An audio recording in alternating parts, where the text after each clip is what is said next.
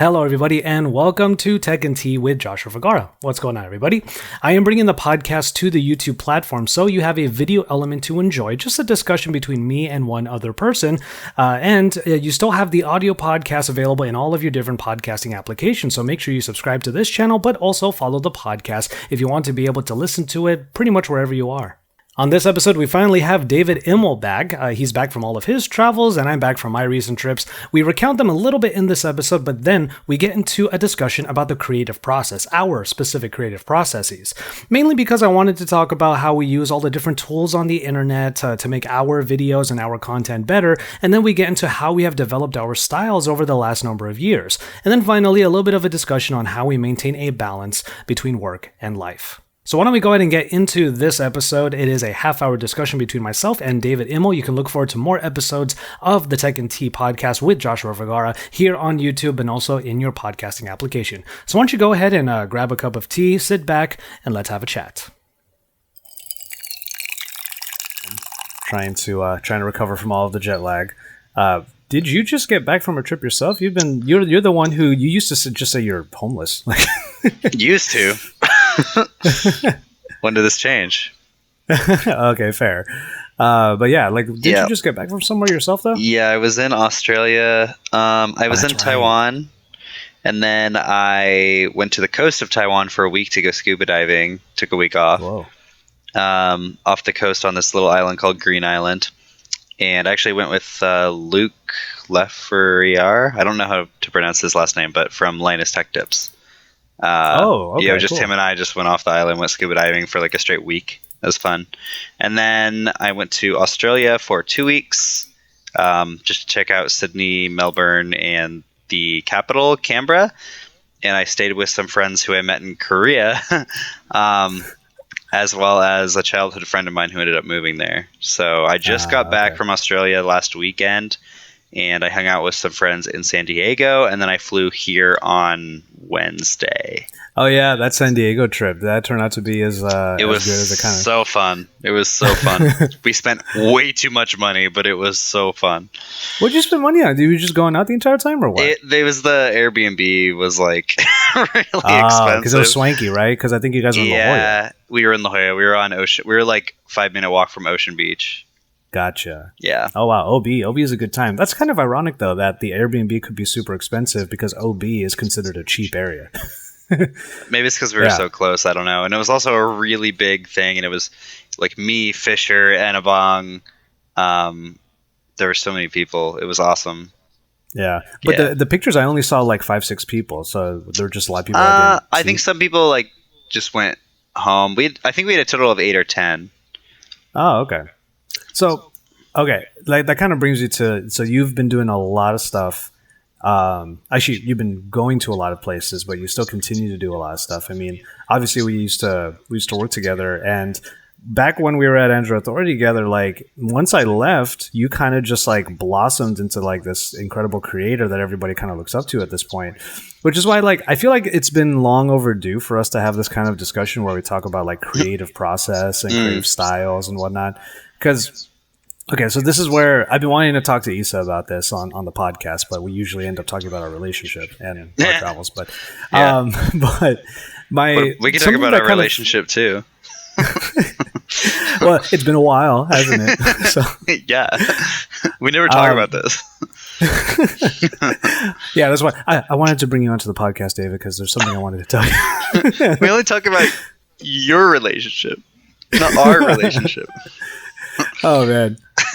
Okay, so part of the reason why I wanted to bring up the creative process thing is because a little while back, and we're going to talk about one of the YouTube creators that I feel like we always like look up to, Peter McKinnon. And I remember you were like, you were and probably still are like. I haven't watched him in a really long time, but I was very early on the hype train for him way back in the day because I liked his tutorials a lot. Yeah. I think he's blossomed a lot more into like a personality and a vlogger now that he has so many followers, and I'm not really the type that likes to watch that kind of content, but he is still obviously like one of the best, people. Just like he inspired a lot of people to like start making stuff. Yeah. And I remember back in like, I think it was 2015.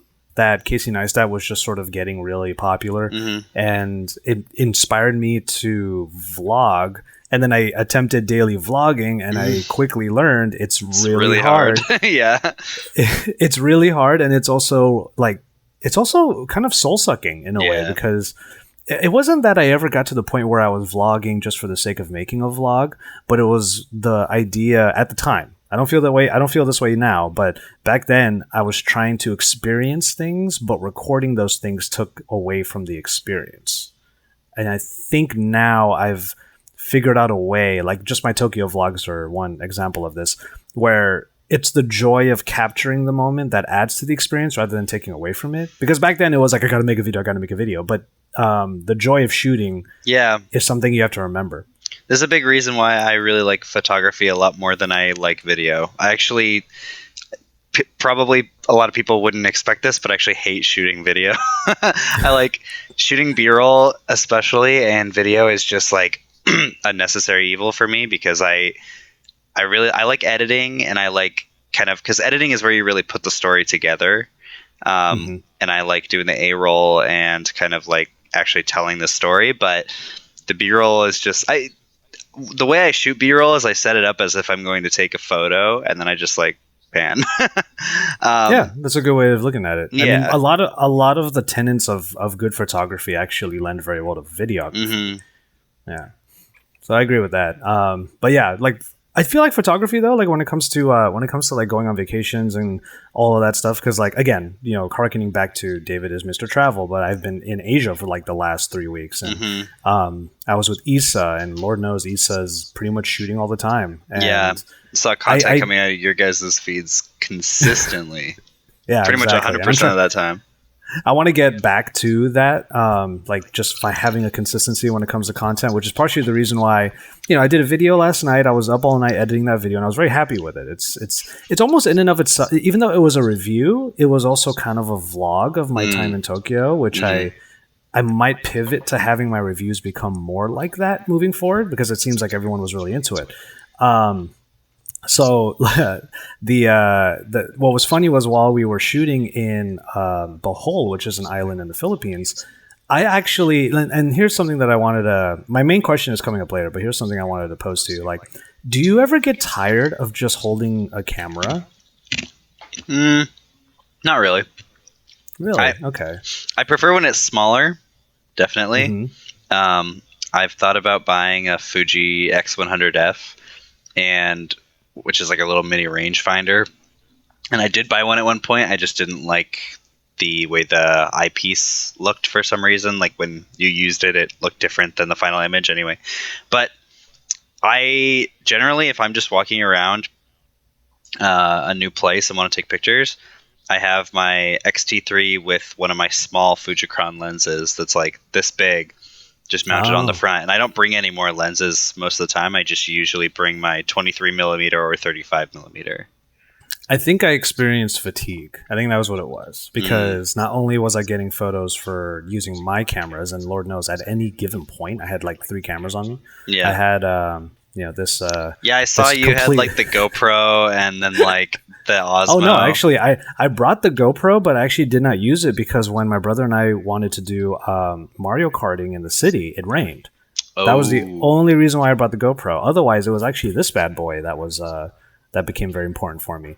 The Osmo Pocket is actually a pretty damn good little camera. I'm actually using it for B-roll more often in places that I don't want to bring my full camera, like this one right here. But yeah, in order to get the best out of this, though, you got look at how accessorized this thing is. This thing is like whatever the original conceit was for this particular camera went out the window once people were like, "Oh, let's get the most out of it." And now there's like 5 different accessories on it.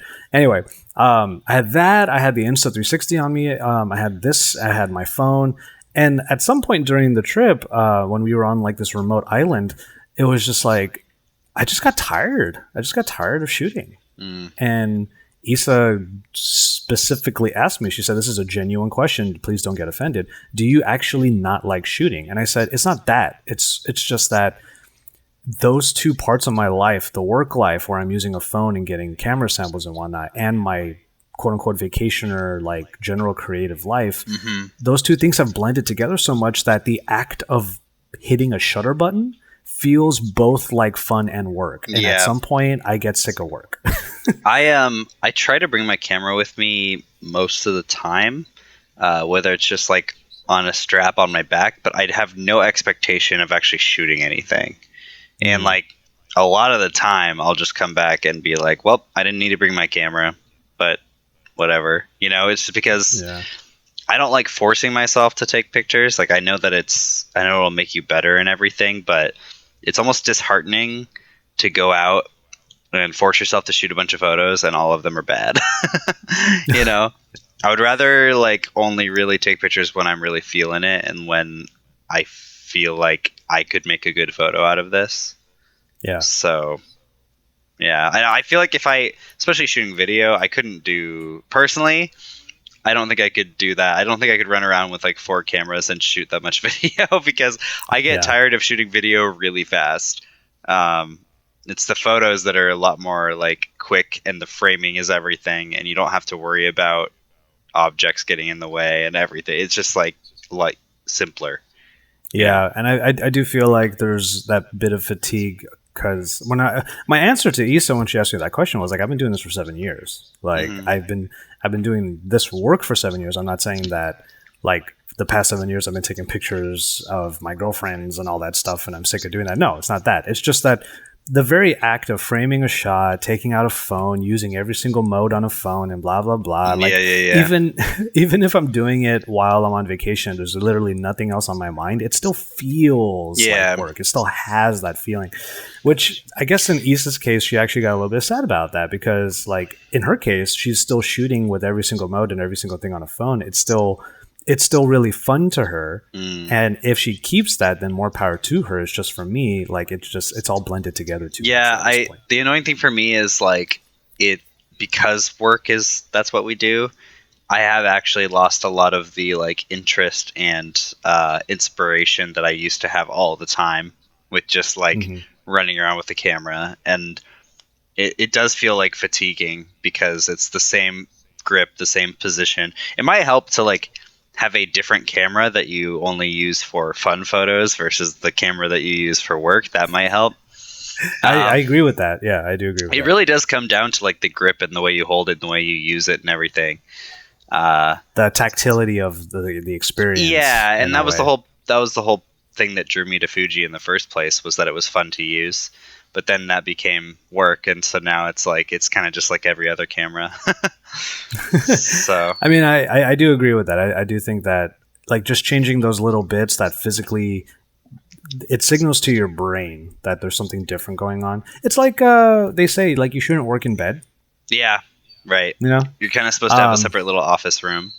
Yeah, exactly. Which is rough because like here in my house, I have this. My bed's right there. Yeah. One of the only ways I combat that, I did not do that today because obviously I slept all day. But one of the ways I combat that is by using my bed as a workspace until it's time to sleep.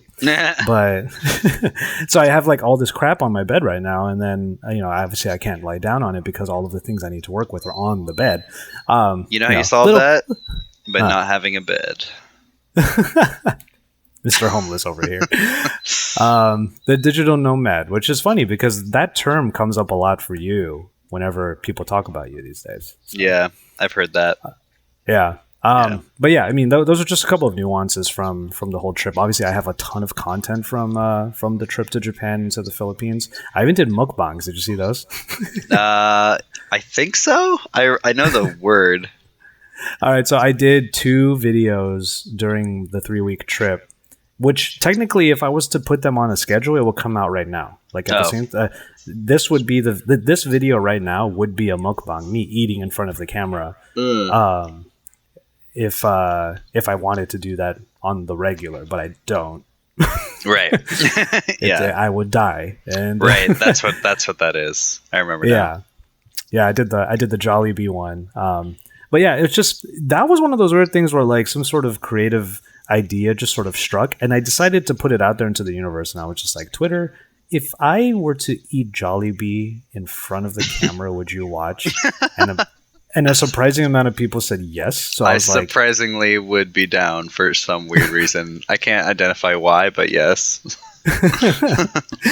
it was a good time. I was alone, which was the only problem. But there are mukbangs where it's literally just one person alone talking, and you hear just like the you just hear the eating. Yeah. It was a good time. I'm a little bit disappointed in the watch time. The retention. The retention was way low for how long that video was. But it's okay. I get that. A lot of my audience who might be watching this right now might not be here for long form content, and that's fine. I feel like that kind of thing would be better for a stream, like a live stream. I agree. Though, like this is what I've always said. I mean, I'm just over a year removed from working full time on my channel. I always said, and I still believe this, that I want to have multiple types of audiences. Even though the majority of the people will be here for like 8-minute reviews, I want there to be a pocket of people who are there to like listen to us on the podcast now that I'm bringing it to YouTube, or to literally watch me eat because it's a Q&A. Like I want there to be a pocket of people who actually watch long form stuff, because I like long form stuff. I've always liked podcasting. That's why we had the Android Authority podcast, and now that I'm out of there, I have the Pocket Now Weekly, and now we have this. I know. So. I like long form stuff too, and that's like, I saw a thing today that like you should be moving away from long form stuff and focusing on click through rate, and it's like, I don't care. It used to be click through rate, and then it became watch minutes, and now it's click through rate again. Yeah, apparently. I know, and it's annoying because I am trying to make more long form content. Like I'm making content that I'm doing way more research for, and I'm interviewing people and like this and that. And then now they're telling me that it's not going to get as many clicks. And I'm just like, ugh, why? Yeah. I mean, I remember talking to a couple of people on the Tokyo trip from last week, and they said it is a weird balance of the two, because if you make a video that's 12 minutes long, but it has the same percentage of audience retention that a 5-minute video has, you might as well make the 12-minute video. Yeah. Because let's say... Exactly, because the audience retention is longer overall. You get more watch minutes. So 30% of a 12-minute video is more than 30% of a 5-minute video. That's just how the math works out. Yeah. So it was so funny, like thinking about all this stuff, because I don't want to think about all this stuff all the time. I'm not a huge stats person. Yeah. I just want to make stuff. Yeah, exactly. I just want to make stuff. Which I guess could bring us to like the actual topic I wanted to talk about, which is like one of the things that I was speaking to Isa about a little bit was this whole idea that if we're doing something in a video that someone else has done, does that cheapen the fact that we're doing it? Because Peter McKinnon, again, to bring it back to him, a few weeks ago put out like these graphic packs. Oh, did my camera die? Here, yep. I'll bring it back. Peter McKinnon brought out these graphic packs that you can use in the Essential Graphics tab in Premiere, and they're textual graphics, and they're all already keyed out. They're all perfectly done, so you don't actually have to work very hard for them at all. And I started using them everywhere. Like they're my lower thirds. They're my what do they call them? The call outs, right? Call out titles. They're my call out titles. And I kept thinking, like, I wonder if there's going to be someone in the comment section that's like, "Oh, I see you're using the Peter McKinnon stuff, huh? What a hack," or something like that. Because we used to think that, right? Like we used to see that other creators are doing certain reviews a certain way, and then if we did it, the comment section would just go ballistic. Yeah. Right. Oh, there you go. I'm back. So I was wondering what your thoughts were on that. Yeah, because Peter McKinnon's literally making that stuff for creators. Like he's just helping people out. So there should be no problem. I mean, but yeah, there's a guy on YouTube called named Justin Odisho. And, I love that guy. Yeah, so he makes a bunch of really good Premiere tutorials. And when I was learning Premiere, like a year and a half ago, he released like a effects pack. By the way, the camera's not focused on your face; it's focused right behind you. Got it. Thank you. It didn't look like it on the. There you go. I see. Yeah. So he released this effects pack with like a bunch of just random effects that you could mix together, and I started using them like crazy, and I still use them now. And I don't know if that's considered like cheapening it or whatever, because effects are just basically algorithmic. They're just algorithms. There are things that do a set of things for you ahead of time. It's like the argument that, you know, AI is okay in photography because if it can get you to the point where, like, the auto button. My friend Brian Matias, who's a professional photographer, talks about this all the time. He's like, I use the auto button in Lightroom all the time, and it's technically AI, but it just gets me to the default, like, even exposure, even waveform that I want to be at, so I can edit from there. You know, and it's not really a problem. It's just getting me to that basal point faster. So with the Destino D show thing, like, I just use his effects to help me do different transitions and get to different points. And for me, it's not really about the content. It's about what you're saying, if that makes sense. Like, yeah, it's not about the nuts and bolts. Yeah. Like some people prioritize the nuts and bolts. Some people prioritize, like, MKBHD built his whole career on crispy video. Now, that being said, he's an extremely talented presenter and is probably more comfortable in front of the camera than off camera. But I think that's why he's so popular, is that he can do both really well. But for me personally, I care more about how can I portray this information well. And so I don't think it's a big deal if you use presets or whatever that other people have made. They're just helping you get there faster, you know? Yeah. And so cool with that. We're talking about the nuts and bolts. We'll talk about, like, more general style, because here's another layer to this question that I have.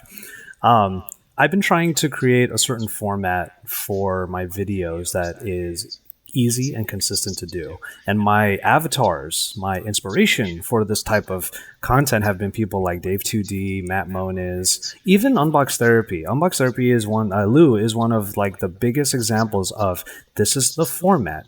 So we can do this every single day. Right. So I remember talking to Issa about this right before we left for Japan, and I actually created, like, an overhead rig. I have a certain light, and I have the on-camera setup, and everything is just sort of, like, put together. And if I had to use the perfect example, it probably would be Dave2D, because he just has his on-camera, he has his overhead, and then he has certain B-roll shots only when he needs coverage. Yeah, and he doesn't even use them that often.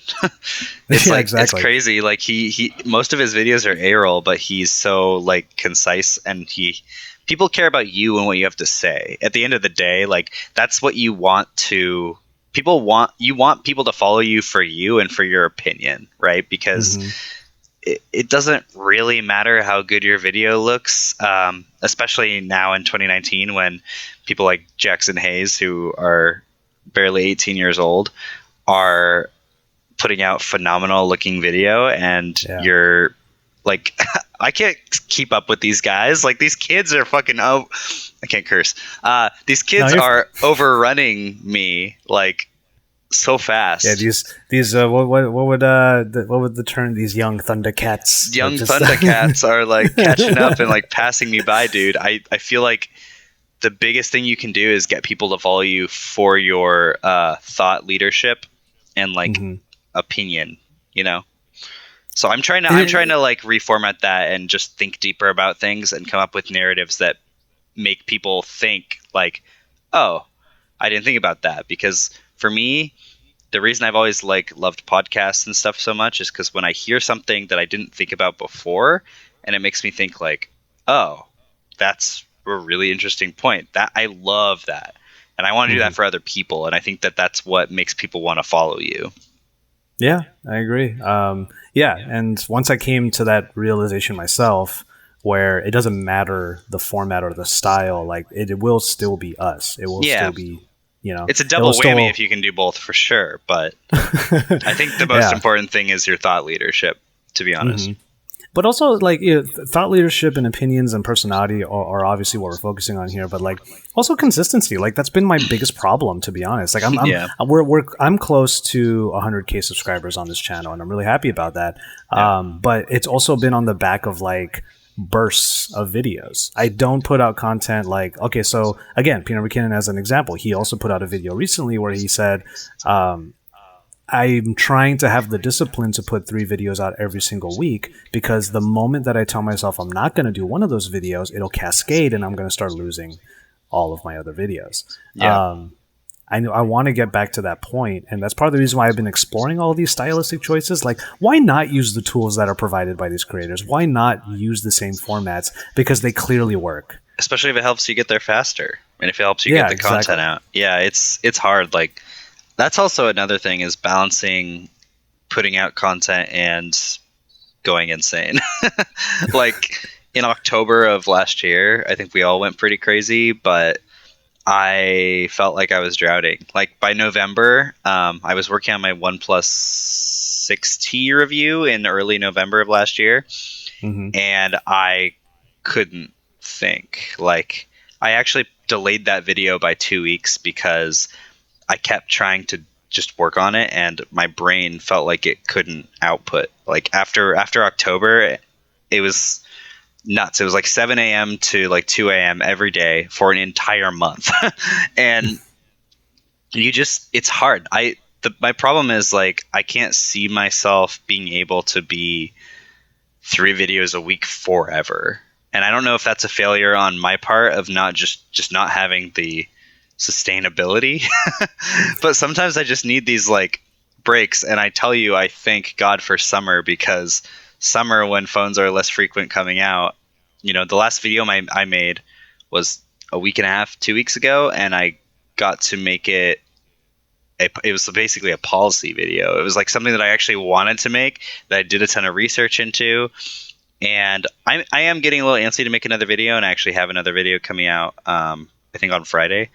But sometimes you just need breaks, because like there's no freaking way I could ever be a daily vlogger. I'll tell you that. Oh yeah, no, that was such a stressful time, because I think I started doing the daily vlogging thing when I was traveling, and then the moment I came home, I was like, what the fuck am I gonna do now? Yeah. I just could not figure that out. There was a time when I just put the camera in front. I just got in front of the camera. I just talked about, and which is fine. Like, no one has to define what a vlog actually is. So there was a time when I would just get in front of the camera and just talk about, like, I don't know. I was just talking about what I was going to do that day, and then I did it. Yeah. But yeah, I mean, you're right. There's that balance that's involved, because the creative process is not an easy process, because we're always constantly trying to change things, which is why I'm looking for those like stylistic changes that help make things easier and more consistent. So, even then, like, so that OnePlus 6T video that you were talking about, like, do you think that it was more? Was it the fatigue of the time, or do you think that you just felt overwhelmed, or the actual task of that one video was too daunting? I think it was just.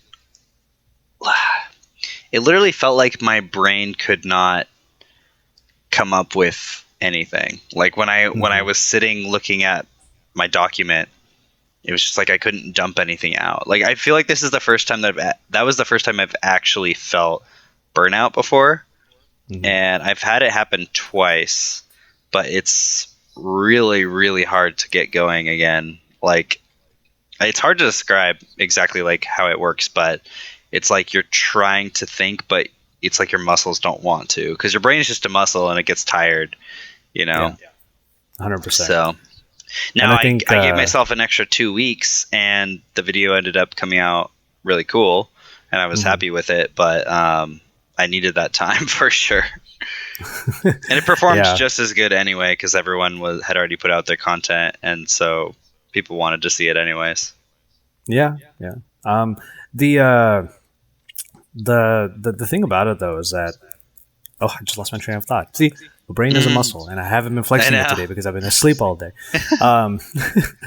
But no, I agree with you that sometimes when you look at what's right in front of you, it feels a little bit daunting, which is why this last video that I put out, I was actually really interested in the comments, because this was like a travel review vlog of sorts on the Oppo Reno. And I asked in the video, like, do you prefer this kind of review, or how do you feel about the Who Is This For format that I've been using for the past year? And apparently people are a lot more, they're a lot more amicable towards the casual, almost travel type vlog review. And I'm open to that. It kind of kills a lot of birds in one stone because I do real world camera tests, but if the real world camera test is a facet of the final review anyway, where I'm running around and half the content is off the phone to begin with, then okay, I'm cool with that. Because I think that the who is this for format, just the way that it's structured, like if I were to look at a Google Doc right now, there's like 8 different users, which means there are 8 different types of videos I'm trying to make in one video. You know what I mean? Yeah. A video for the vlogger, a video for the professional, a video for the battery life guy, a video for the power user. Yeah. And it's like, they might be 4 sentences long each, but it's a different it's a different angle that is enough to make that muscle that is your brain flex that many times. Mm-hmm. And I think I have to just for sustainability's sake, and after doing this for a year, I'm gonna have to rethink those kinds of strategies and just kind of make life easier on myself. Which I think is ultimately why we make these stylistic choices, right? Like we need to find sustainability somewhere in this crazy world that we live in. Yeah, it's rough. You know what helps me is I was actually writing today, and I haven't written in a bit. Because I recently got a promotion, so now I'm like sort of a manager and I'm in charge of people, and I didn't think it would take up as much time as it does, but it does. I'm gonna say congrats.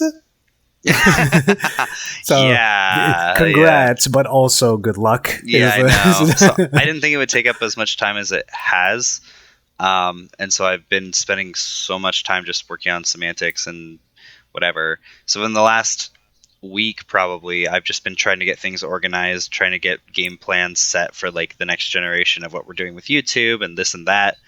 And then today I just sat down and started writing for the first time.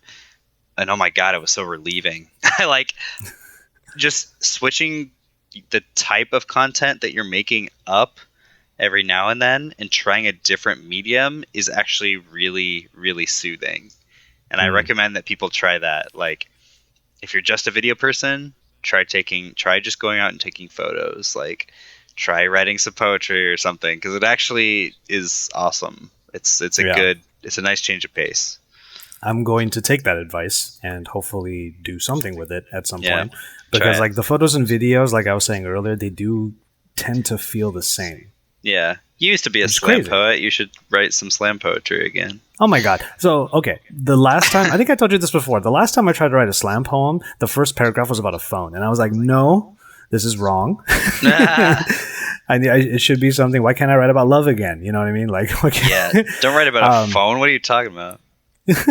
Like it wasn't strictly about a phone. It was just like the metaphors and the imagery was based upon like communication, and it was based upon like, the digital age. And I was like, what am I doing? Like, I do something off brand.